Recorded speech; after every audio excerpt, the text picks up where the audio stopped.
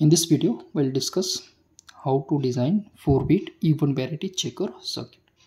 अब पिछली वीडियो में हमने देखा था पैरिटी बिट को किस तरह से जनरेट करते हैं इवन पैरिटी के लिए, and we got an expression as parity bit was A XOR B XOR C with D.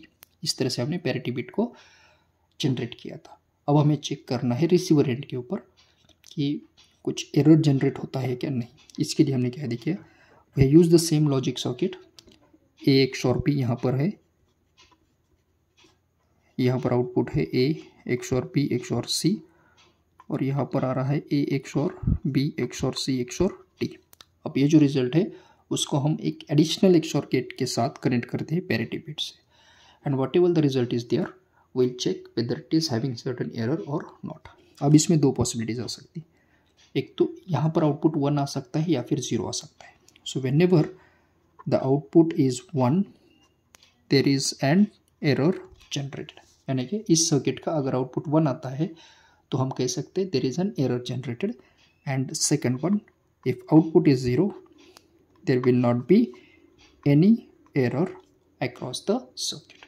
तो ये दो कॉम्बिनेशन हमें याद रखना पड़ेगा. First, when the output is 1 error is generated, and when the output is 0 no error is generated. Let us take few examples for this one. Let's assume that we have a data as ABCD with parity bit as 0 0 0 0 and 0.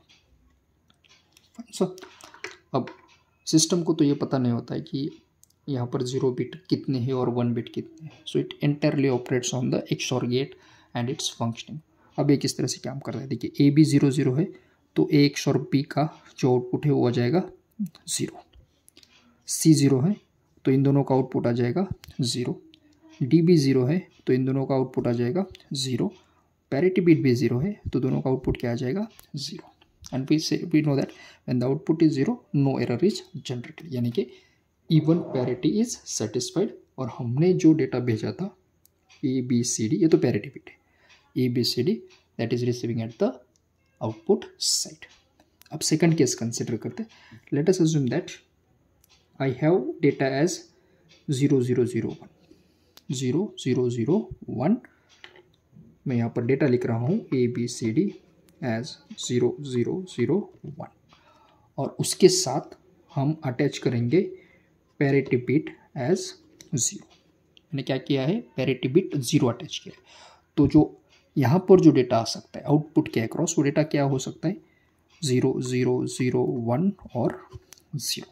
Fine. अब हम देखते हैं इसमें error generate होता है क्या. तो सबसे पहले स्टार्ट करते हैं ए बी की तरफ से. देखिए ए बी 0 0 है तो इसका आउटपुट आ जाएगा 0.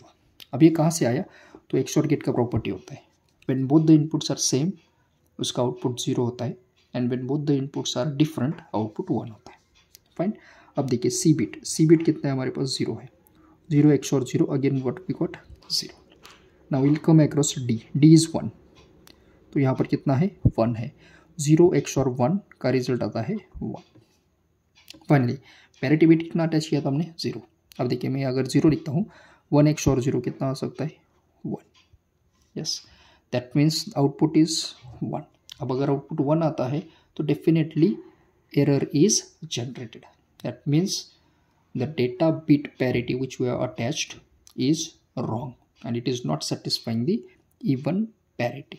अब रिवर्स वे में अगर हम देखते हैं तो देखिए डेटा कितना है हमारे पास 0 0 0 1 0. इसमें अगर मैं नंबर ऑफ 1 का बात करता हूँ, नंबर ऑफ वंस 1 टाइम आ रहा है और 1 ऑड होता है, यानी कि ये सेटिस्फाई कर रहा है ऑड पैरिटी सर्किट. लेकिन हमने डिज़ाइन क्या किया था even parity, and that is why the output is 1 और हमें मिला है error. So in this way we can verify whether the transferred information is errorless or it contains certain error. This is how we can design 3-bit 4-bit even parity checker circuit. I hope you understood one. आप अगर कोई भी combination लेते हैं और अगर check करते हैं पैरिटी बिट के हिसाब से, सो डेफिनेटली अगर वो इवन पैरिटी सेटिस्फाई करता है तो आउटपुट 0 आना चाहिए, और अगर वो सेटिस्फाई नहीं करता है तो हमें आउटपुट आना चाहिए 1. This is how our parity checker circuit works. Thank you.